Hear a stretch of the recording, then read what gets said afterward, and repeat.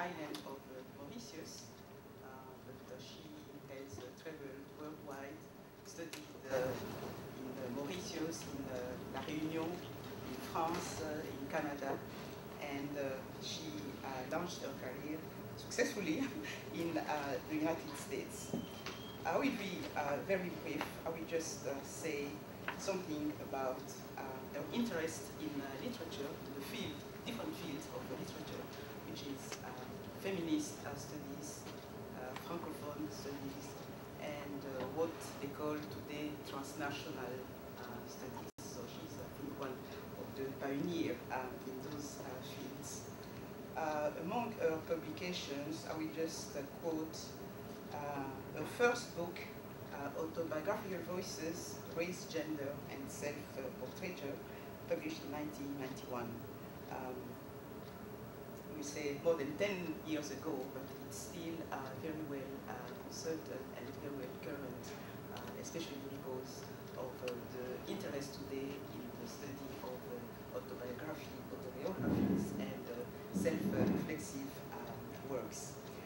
She also has a book entitled Post-Colonial Representations, Women, Literature, Identity, and another book titled Minor Translations. I quote those books because it shows the different interests and orientations of her work. And among the last, most recent book, we have The Creolization of Theory.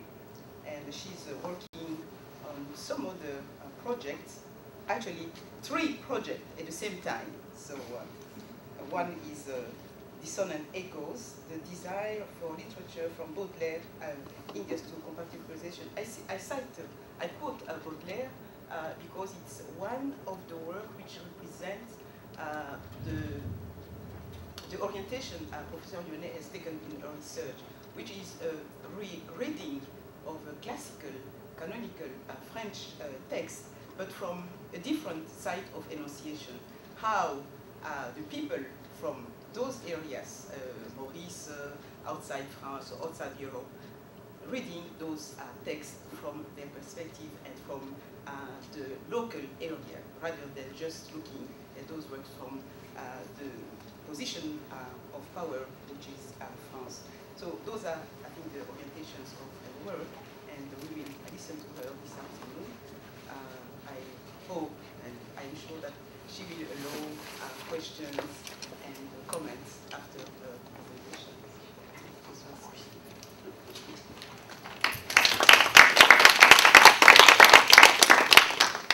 Thank you very much, Elisabeth. It's a pleasure to be here, and thank you for inviting me to do several different kinds of events.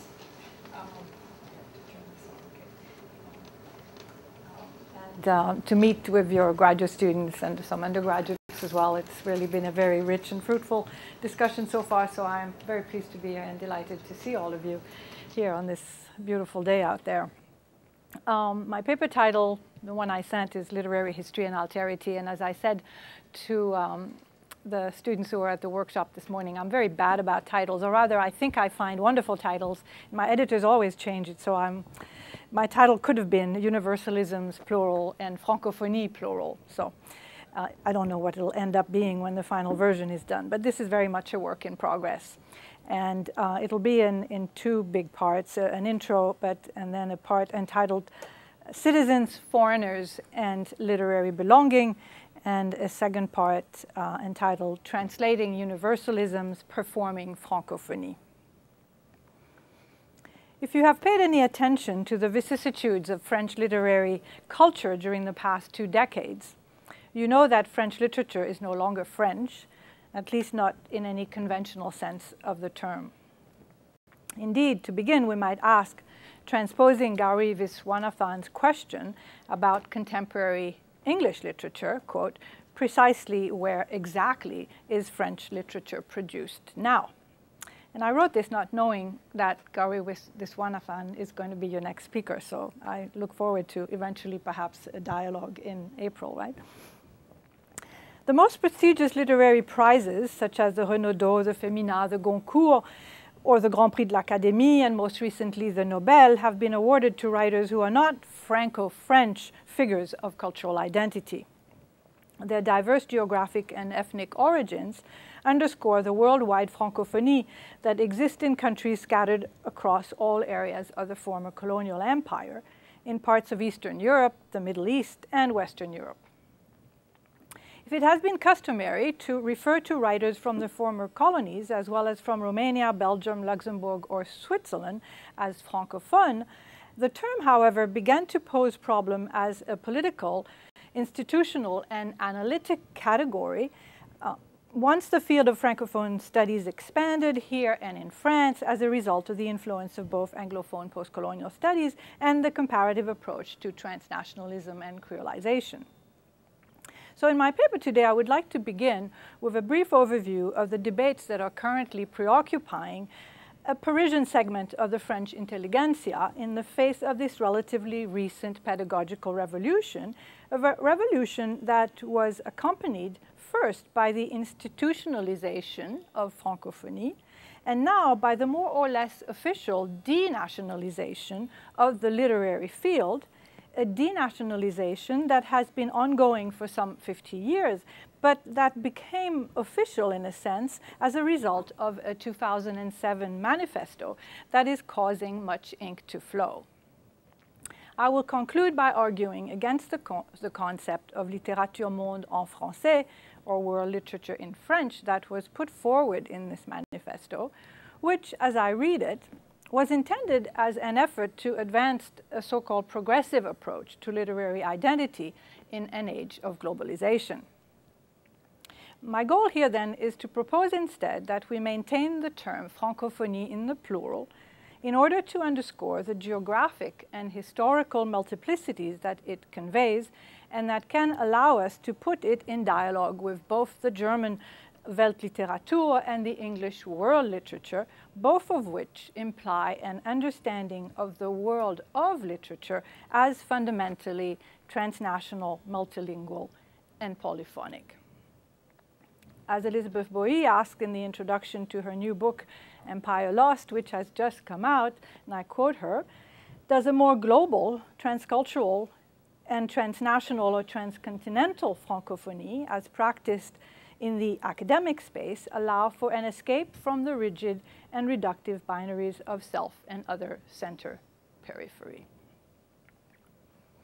So my first part, citizens, foreigners, and literary belonging. The basic common sense understanding of the word francophone, as you all know, is a purely linguistic one, those who use the French language. But by that definition, Eugene Ionesco from Romania, Amadou Kourouma from the Ivory Coast, or Kalto Rabouli from Mauritius would all belong together in a category that would simply serve to set them apart from a more nationalist understanding of French literature, an understanding that readily absorbs Ionesco into the pantheon of French authors, but not Kourouma or Torabouli.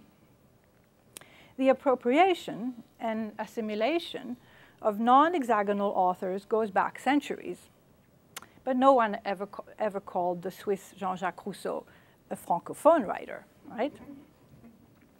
The 2008 Nobel Prize winner, Jean-Marie Gustave Leclésio, though born in Nice during the Second World War and raised first in what was then the Italian-occupied border region of France, and then in Nigeria, is in fact the offspring of a Mauritian family who had emigrated to the Île-de-France, aka Mauritius, in the 18th century. Rousseau, Ionesco, and Leclésio count among what can, without controversy, be called canonical figures within the French tradition, even if their lineage suggests francophonie rather than a strictly hexagonal understanding of the literary. One of the rare poetic movements of the prose-rich 18th century, a movement that helped renew the genre and open the way for both Romanticism and Symbolism, is an all but forgotten group of 3 Francophone Creole poets. 2 were from the island of Réunion, Évariste Parny and Antoine de Bertin, and 1 from Guadeloupe, Nicolas Germain Léonard. They traveled to and worked together in Paris, as soldiers in the king's army and as practicing libertine poets. Parny and Bertin also traveled to Boston, to New Orleans, to Haiti, Brazil, the Cape of Good Hope, and India. Parny had a lasting impact on Chateaubriand, Lamartine, Baudelaire, Ravel, and especially Pushkin, who considered him his favorite poet. Baudelaire, who is seldom forthcoming about his sources, confesses in 1846 in a letter to his sister-in-law Félicité that his ambition is, quote, to walk in the footsteps of a Petrarch or a Parny. But do you know who Parny is? Okay, one. But there exist no studies of Baudelaire that investigate the link between that is Baudelaire's brand of lyricism, and Parny's 1778 Poésie érotique about a young Creole woman from the same island Baudelaire visited in 1841. Parny's 1787 Chansons madégasses are considered the first examples of French poem en prose, hence also inaugurate a genre that Baudelaire would perfect in Le Spleen de Paris. These lineages are too rich and interesting to continue to ignore.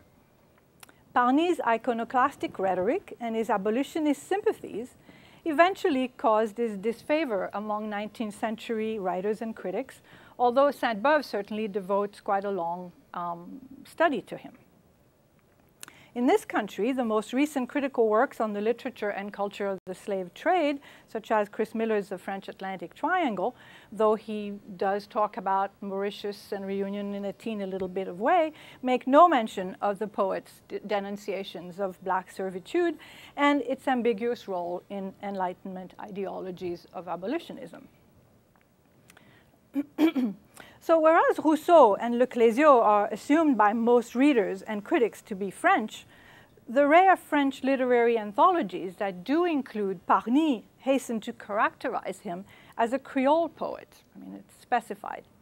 Now, the most recent being an anthology that is done by a group of critics, including Jacqueline Cerchiglini-Toulette and Antoine Compagnon, for example. But by contrast, for the Russianists who have come to know and appreciate Parny via Pushkin's writings, Parny is simply one of the minor French poets of the 18th century. So again, depending on where you are situated as a critic of that literature, your understanding of the cultural or ethnic identity of the writer is very different. In general, non-white, non-hexagonal writers tend to be defined by circumlocutions. André Breton felt obliged to refer to Aimé Césaire as un grand poète noir, a great black poet, not as un grand poète français, although Césaire is indeed a French citizen. Wikipedia describes Maryse Condé as, quote, a French language author of historical fiction, and not as a French author tout court. That is, French language author as opposed to French author. And she is also a French citizen. You know? Césaire and Condé, as citizens from Martinique and Guadeloupe, respectively, continue to be classified in anthologies and on bookstore shelves, as Elizabeth has also suggested, discussed in her introduction of that new book, in what some have denounced as the ghetto of non-white Francophone authors from outside the Hexagon, which also includes numerous non-citizens from Senegal, Vietnam, Algeria, and 4 dozen or so other multilingual countries. And let me make a sort of brief diversion here and talk just a little bit about the Organisation Internationale de la Francophonie. A bit like the Commonwealth, which is an association of 53 independent states, most of them from the former British colonial empire. The Organisation Internationale de la Francophonie is an association of 56 member states, 32 of which use French as an official language, while in 14 others, French is one language among several others. The OIF's motto, echoing with a significant difference, that of the French Republic is, and anybody knows what it is? No? Égalité, complémentarité, solidarité. Isn't that cute? The OIF is a global organization that encourages cooperation in the areas of culture, science, economy, justice, or peace. That is its official role, to the extent that one of its goals is to offer serious resistance to the imperium of global English. It provides a space and a forum where alternative histories, viewpoints, and cultural priorities can be opposed to the neoliberal encroachments of a predatory globalism. In many of the Francophone countries, French is present as a result of a long history of colonial expansion dating back to the 15th century. Quebec City, for example, celebrated its 400th anniversary just this past summer, and its proud identity as the oldest North American city, of course. Because North American French-speaking communities are a linguistic minority in the vast continent of English speakers, their status, fierce defense of their language, and protection of their Francophone cultural specificities takes on a very different valence compared to the place of French in the former colonies of Africa and Asia, where the might and money of the French government continues to exert an influence that often serves to erase or mute local vernacular languages and cultures. That, then, is the interesting and paradoxical role of French on the global scene today, the context within which any discussion of francophonie really needs to be set. These contradictions and paradoxes create a great deal of frustrations.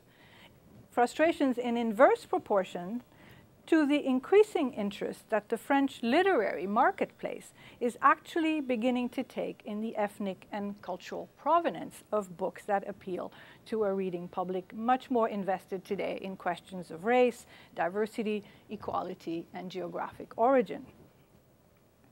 If the traditional universalist approach to literary quality and value focused primarily on matters of form and on the use of the French language as a means of transcending the determinations of one's origins, today literary belonging is undergoing a healthy and contested process of redefinition.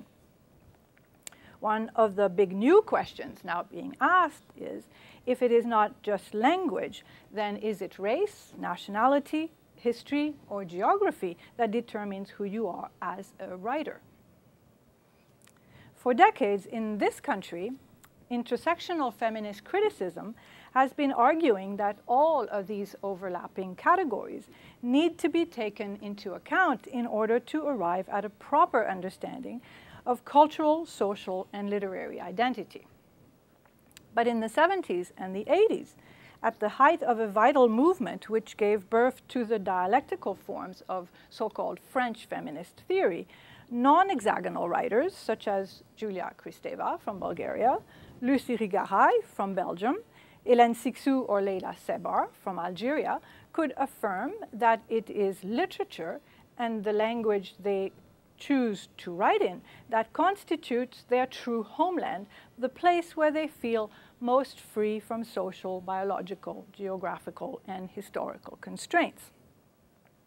By focusing, as Simone de Beauvoir had done, on the socially constructed nature of femininity, these French feminists of the 70s and 80s were able to clear a space for a more playful and more engaged critique of social and grammatical conventions that they felt freed women writers from the patriarchal rules of the game that had governed the literary marketplace since Boileau, and that a writer like Marie Cardinal, for example, unpacked in her autobiographical novel, Les mots pour le dire, which was in direct dialogue with Boileau's Art Poétique, and which became an instant feminist success in the 70s.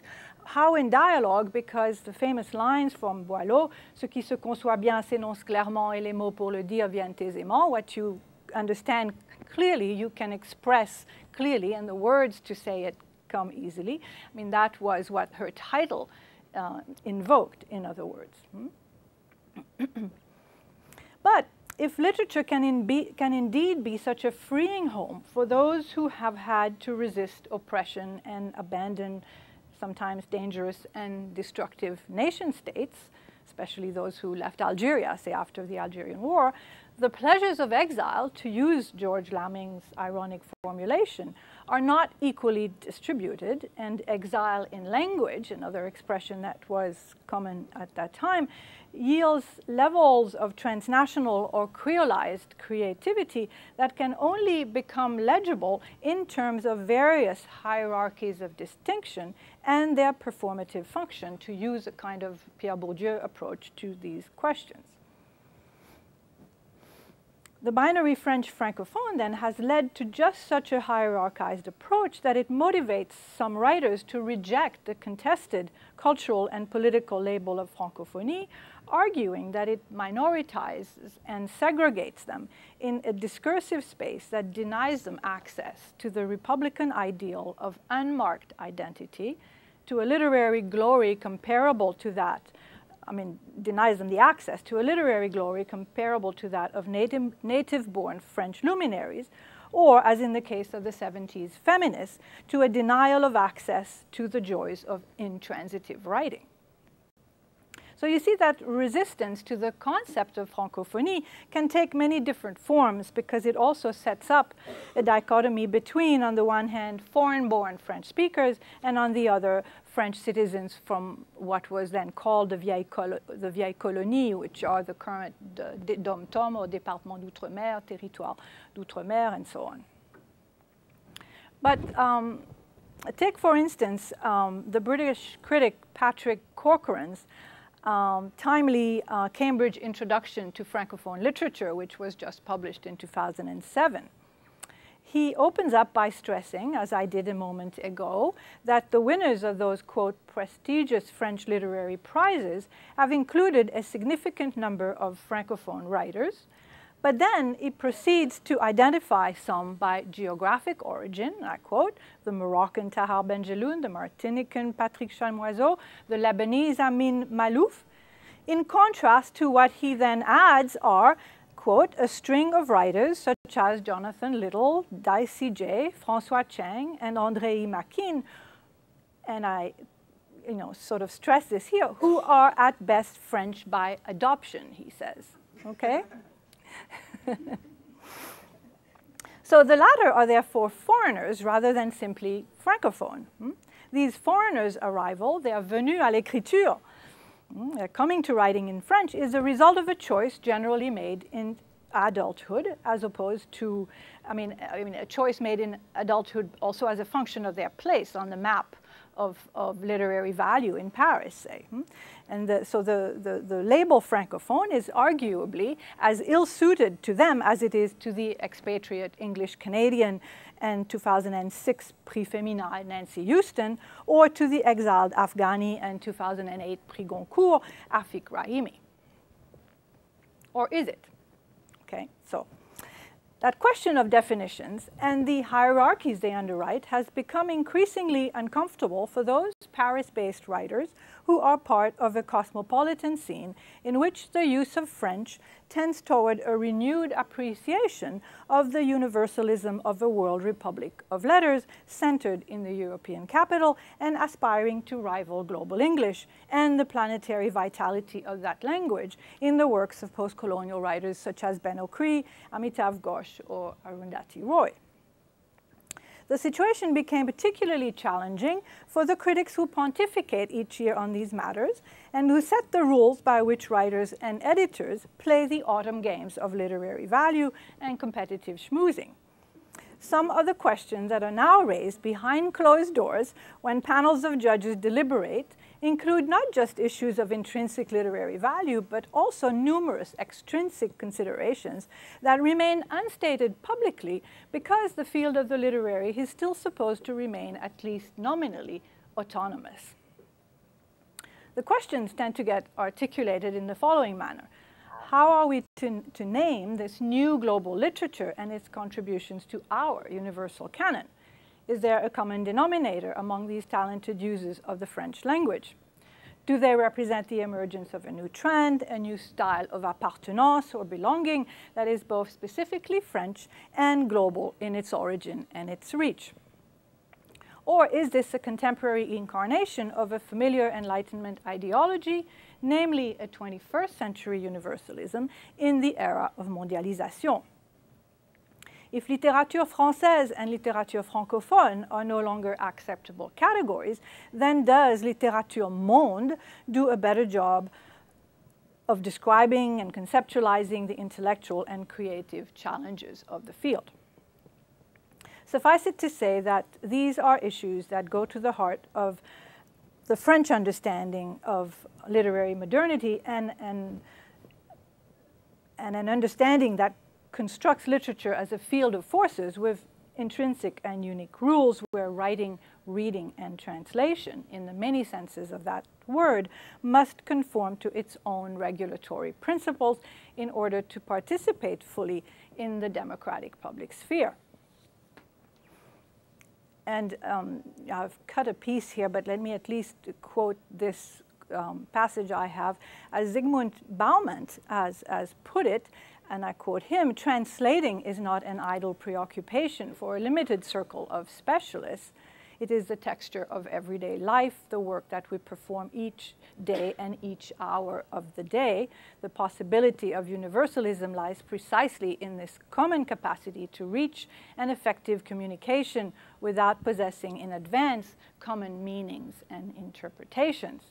And then he goes on to add, "Universality is only the capacity of communication and mutual understanding which is common to all groups, in the sense of knowing how to proceed reciprocally, but also knowing how to proceed with, when confronted with others who have the right to proceed in a different manner." So this question of universalism and difference, and whether difference belongs or not in an understanding of universalism, is precisely, I think, the core of the issue, and that it's not being addressed by French thinkers per se. I think it's people like Zygmunt Bauman that have a kind of clarity about this, that perhaps someone like Etienne Balibar in his work in political theory is also having, but not in relation to the world of the literary, more specifically in terms of immigration and issues of democratic citizenship. So I've come to my second part now. Translating universalisms, performing francophonie. Different ideologies of universalism notwithstanding, the question of origin and belonging remains ever more prominent in contemporary discussions of literary history and identity, because race continues to be a category under erasure in the French public sphere. Calling some writers Jewish French, Afro-French, or Asian French is just not an option, since these racially hyphenated terms are not available in that context. They're not acceptable ways of defining a kind of public identity.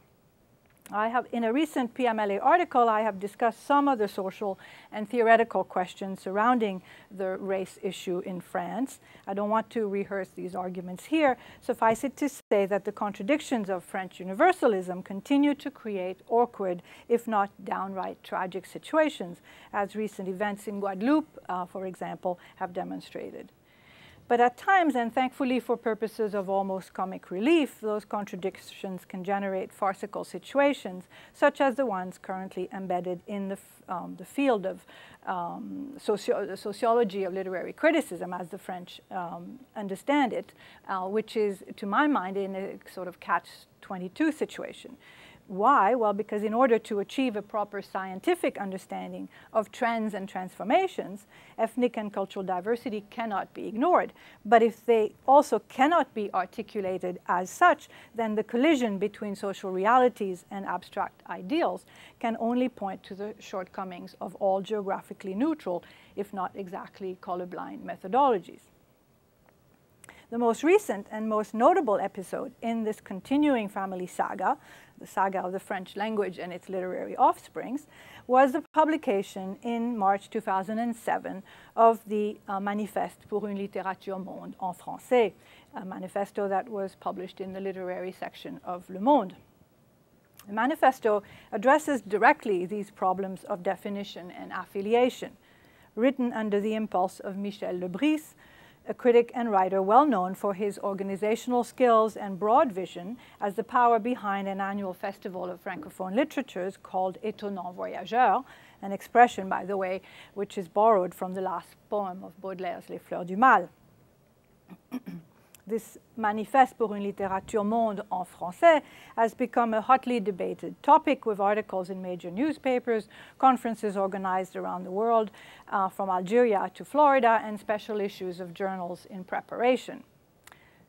Like many such literary manifestos from the 1549 Pléiades, Défense et Illustration de la langue française, to Victor Hugo's Préface de Cromwell in 1827, to André Breton's first and second Manifeste du surréalisme, to Jean Bernabé, Patrick Chamoiseau, and Raphaël Confiant's Éloge de la créolité, this particular manifesto of 2007 crystallized cultural, ideological, and political issues related to identity and language.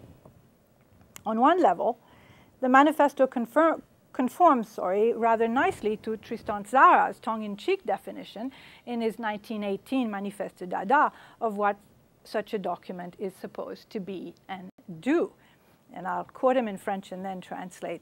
Un manifeste est une communication faite au monde entier dont les seules prétentions sont de découvrir un remède instantané à la syphilis politique, astronomique, artistique, parlementaire, agronomique et littéraire. Il peut être agréable, il a toujours raison, il est fort, plein de vigueur et logique. À propos de logique, je me considère très agréable. A manifesto is a communication made to the whole world, and whose only claims are to the discovery of an instant cure against the political, astronomical, artistic, parliamentary, agronomical, and literary syphilis. A manifesto can be pleasant and good-natured. It is always right. It is strong, full of vigor and logic. Apropos of logic, I consider myself very likable. I mean, I cite this because it's sort of clear that manifestos are performative. They have to do a certain job in the world, and you can't take them all too seriously. So that would be, if nothing else, my point today. Literary manifestos bring new categories into existence, it's true, but they should not take themselves too seriously because they embody contradictions, bringing to the surface cultural inconsistencies inherent in the political nature of the message they forcefully communicate to the whole world with vigor and logic with regard to a field of forces, literary production, that is indeed structured by transformative debates and conflicts, but within which concepts such as littérature monde are not new. As a communication au monde entier, le Manifeste pour une littérature monde could not, of course, have been better titled, and it stemmed from a genuine desire to be truly inclusive and to extend French literary citizenship to all those who write with talent in that most precious of patrimoine, the French language. Its stated aim to free literary language, de son pacte exclusif avec la nation, of its exclusive pact with the nation, is meant, I think, to undo the center-periphery dyad that has underwritten the colonial difference and its linguistic manifestation. So the intention is very louable.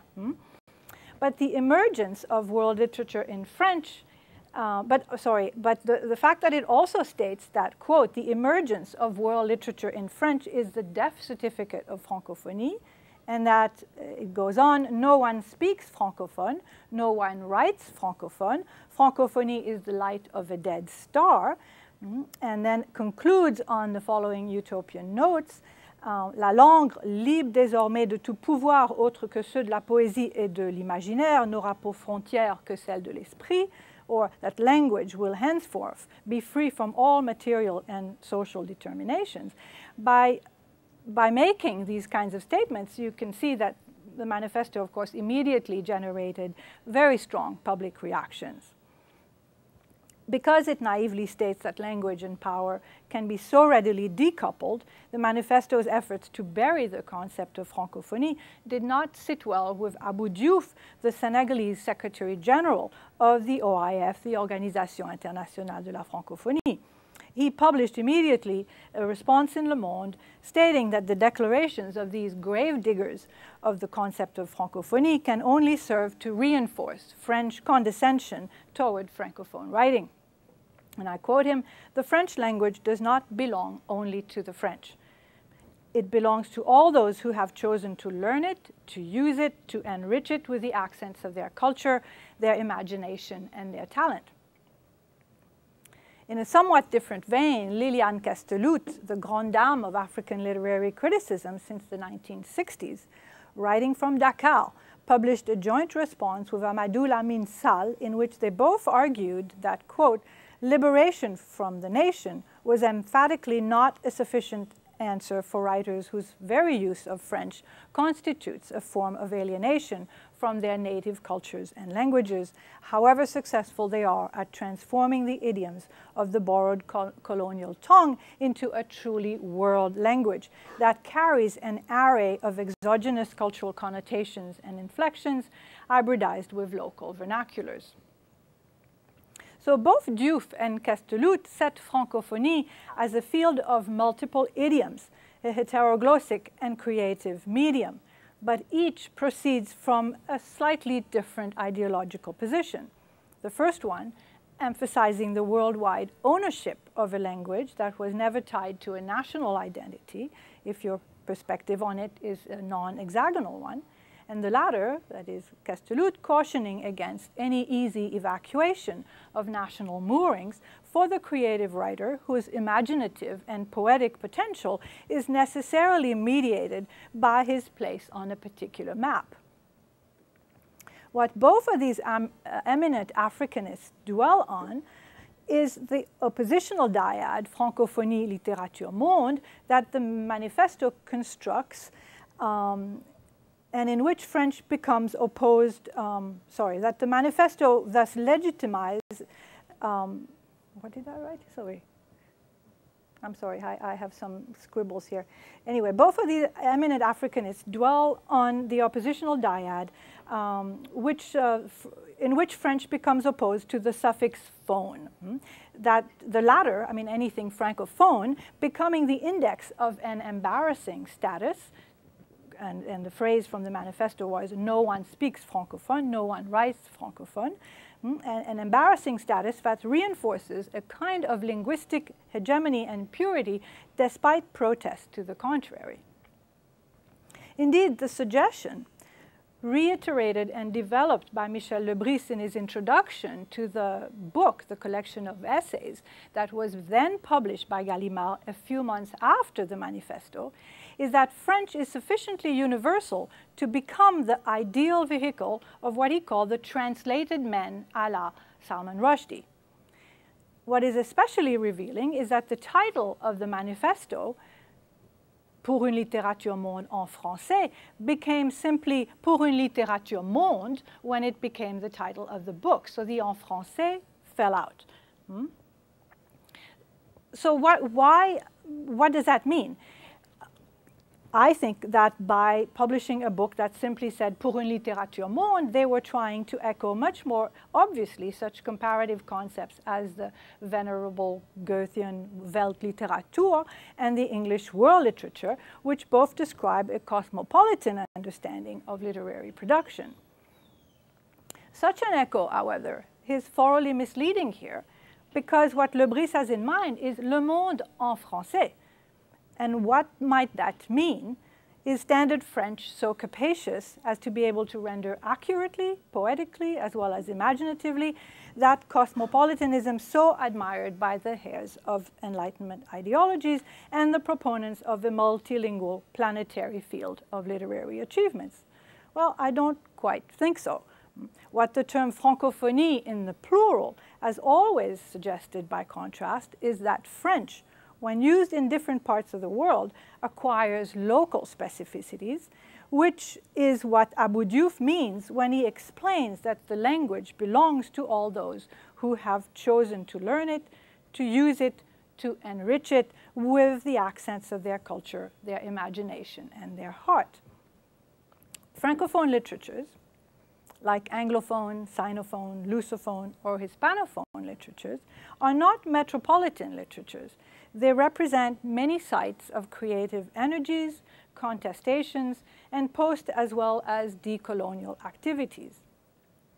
The suffix phone, then, serves to undermine the hegemonic implications of French, English, Spanish, or Chinese as distinguished national traditions into which might be incorporated only those writers whose talent wins them a seat at the banquet of canonical names or at the Académie Française, that ever-vigilant guardian of the standard language, even if its role is also to accept and legislate poetic deviations from the norms. And here let me make an aside and also say that in the work I've been doing at UCLA with my colleague Shumei Xu, we have just finished a book together called The Creolization of Theory, which Professor Boyi just mentioned. We have tried to understand how creolization has functioned in different continental, national, and spaces and so on, and how specifically it has an impact on the kinds of theoretical tools we use in our practice as literary critics.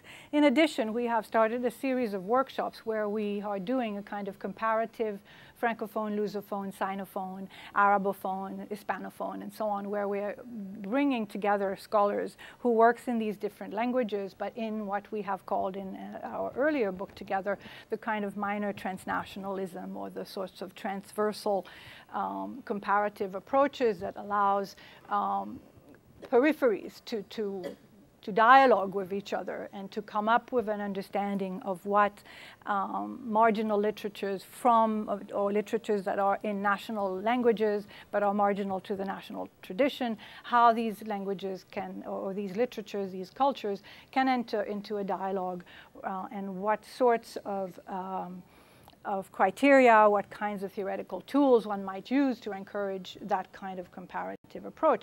And I must say that it's been very rewarding to see graduate students working. For example, most recently there was an exam I attended of a student who is in fact a Stanford undergrad who's doing her PhD in the comparative literature department at UCLA, where she's working on transnational European Black literature, so on Black immigrants to Italy, Black immigrants to Britain, to France, and to Holland, to understand what kinds of literatures are being produced by these various